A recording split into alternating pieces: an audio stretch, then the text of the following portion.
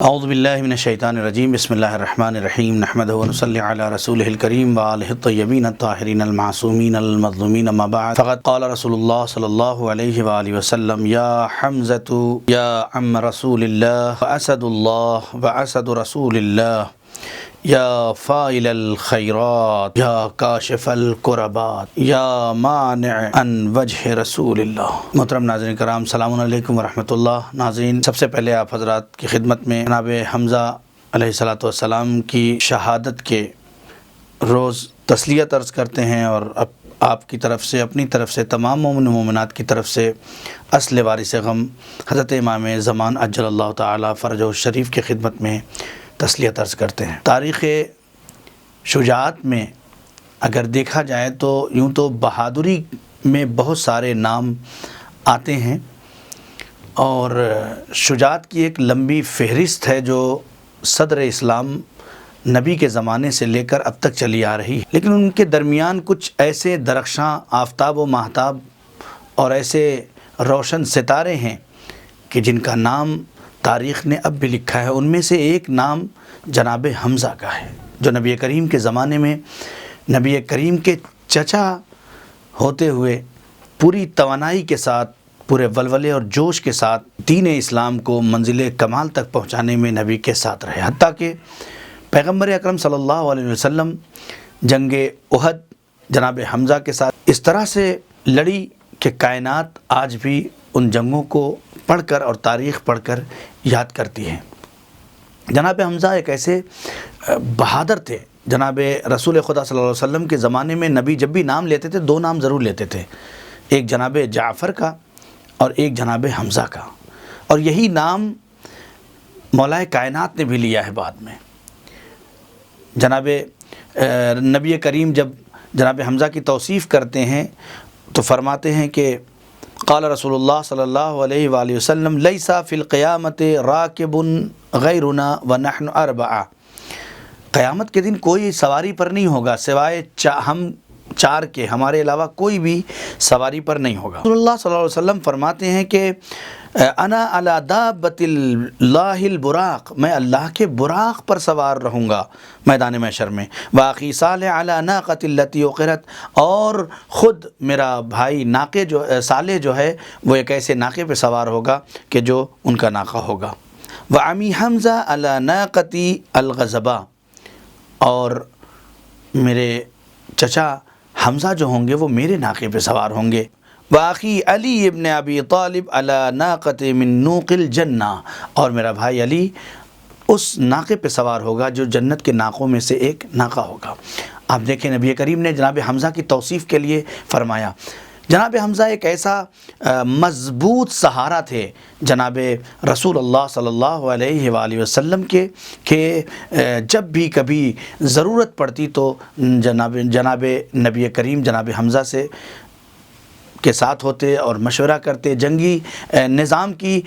تمام تیاریاں جناب حمزہ کے دیکھ ریکھ میں ہوتی، مولا کائنات بھی ہوتے وہاں پہ، اور ایسا عالم ہوتا کہ جب یہ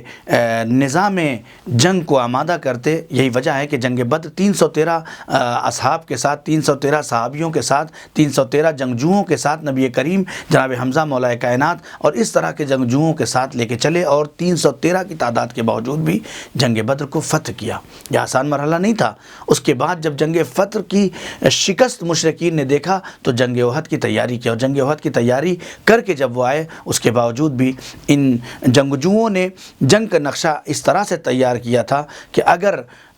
رسول اسلام کے تمام اصحاب ان کے دیے ہوئے اشاروں اور تمام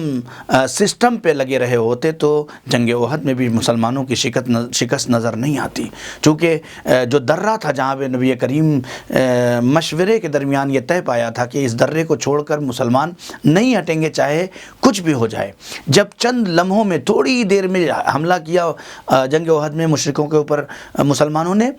تو تھوڑی ہی دیر کے اندر اندر جو ہے وہ جنگ ایسا لگ رہا تھا کہ جیت گئے، اور اعلان ہو گیا جیت گئے، مال غنیمت لوٹا جانے لگا، لوگ جوگ در جوگ جو ہے وہ اس طرف دوڑنے لگے۔ اتنے میں وہی لالچ انسان کو مال کی، دنیا کی ہوس، یہ انسان کو اسلام سے دور، رسول سے دور، اللہ سے دور، کس سے دور کر دے کوئی بھروسہ نہیں ہے۔ یہی لالچ انسان کو نبی کے قول پہ ثابت قدم رہنے نہیں دیتی۔ نبی نے کہا تھا کچھ بھی ہو جائے یہاں سے چھوڑ کے نہیں ہٹنا ہے، لیکن وہ لوگ اس مال کے لالچ میں اس درے کو چھوڑ کے ہٹ گئے۔ نتیجہ یہ ہوا کہ کفار اور مشرکین دوبارہ دوسری طرف سے راستے سے آ کر مسلمانوں پہ حملہ آور ہوتے ہیں، اور ایک آواز بلند ہو جاتی ہے کہ قد قتل محمد قتل کر دیے گئے، نبی قتل کر دیے گئے۔ یہ آواز جب فضا میں گونجتی ہے تو مسلمان جنگ سے چھوڑ کر بھاگنے لگتے ہیں، اور یہ تو کمال حضرت علی ابن ابی طالب علیہ السلام تھا کہ نبی کریم کو اپنے سینہ سپر بن کر نبی کریم کے نبی کی زندگی کو بچایا۔ جناب حمزہ اسی جنگ میں تمام مسلمانوں کی عزت اور آبرو بچانے کے لیے شہید ہو گئے، اور یہی وہ جنگ تھی کہ جس میں ہندہ نامی خاتون کہ جس نے اپنے ایک وحشی غلام کو حکم دیا تھا کہ مجھے حمزہ کا جگر چاہیے، اور یہی وجہ ہے کہ وہ شخص گیا اور اس نے جناب حمزہ کو شہادت تک پہنچا دیا۔ جب جناب حمزہ کی شہادت ہو گئی تو پیغمبر اکرم صلی اللہ علیہ وسلم کے اوپر ایک غموں کا پہاڑ ٹوٹ گیا۔ جناب حمزہ کی شہادت گویا پورے لشکر اسلام پر سوگ کا ماحول پیدا کر دیتی ہے، اور نتیجہ یہ ہوتا ہے کہ خود پیغمبر اکرم صلی اللہ علیہ وآلہ وسلم جناب حمزہ کے جب جناب جنازے پر پہنچتے ہیں تو خود فرماتے ہیں کہ ابن مسعود کہتا ہے ما رعین رسول اللہ صلی اللہ علیہ وآلہ وسلم باکیا اشد من البکائہ علی حمزہ وضعوا فی القبلہ۔ جناب رسول اللہ جناب حمزہ کے جنازے کے پاس پہنچے اور ایسا رو رہے تھے،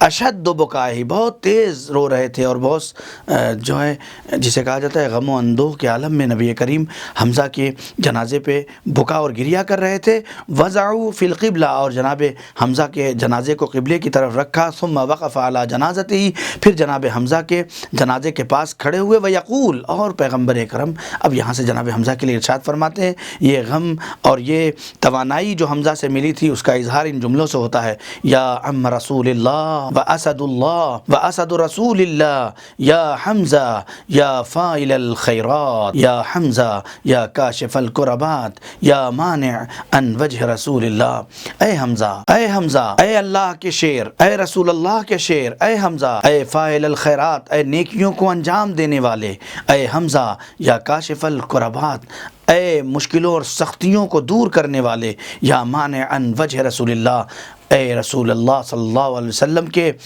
اوپر آنے والی تمام مشکلات اور تمام پریشانیوں کو دور کرنے والے۔ یہ جناب حمزہ کہ جس پر تمام مورخین نے لکھا ہے کہ جناب حمزہ کے بعد رسول اللہ نے جناب حمزہ پہ گریہ کیا، لوگوں کو حکم دیا کہ حمزہ پہ گریہ کرو، ایک ایسا شہید ہے حمزہ۔ اسی لیے جناب نبی کریم نے جناب حمزہ کو جیسے اسد اللہ کہا، جیسے اسد رسول اللہ کہا، ویسے ہی سید الشہداء کا لقب دیا ہے، اور آواز دی ہے کہ حمزہ سید الشہداء ہیں۔ اب یہاں پہ ایک مرحلہ ہے کہ خود جناب حمزہ سید الشہداء ہیں، اور خود جو ہے وہ امام حسین علیہ السلام جو ہے وہ سید الشہداء ہیں۔ دونوں میں فرق کیا ہے؟ وہ بھی سید الشہداء، یہ بھی سید الشہداء، لیکن خود جناب رسول اللہ نے جب سید الشہداء کہا وہیں کہہ دیا ہے کہ میری بیٹی فاطمہ۔ حمزہ تمام مومنین میں سید الشہداء ہے، تمام صالحین میں سید الشہداء ہے، لیکن جو ہے وہ تم سے، ہمارے اوصیاء سے افضل نہیں ہے، ہمارے اوصیاء ان سب میں افضل ہیں۔ لہٰذا پتہ یہ چلتا ہے کہ حمزہ مومنین کے لیے سید الشہداء ہیں، لیکن امام حسین علیہ السلام تمام معصومین میں سید الشہداء ہیں۔ والسلام علیکم ورحمۃ اللہ وبرکاتہ۔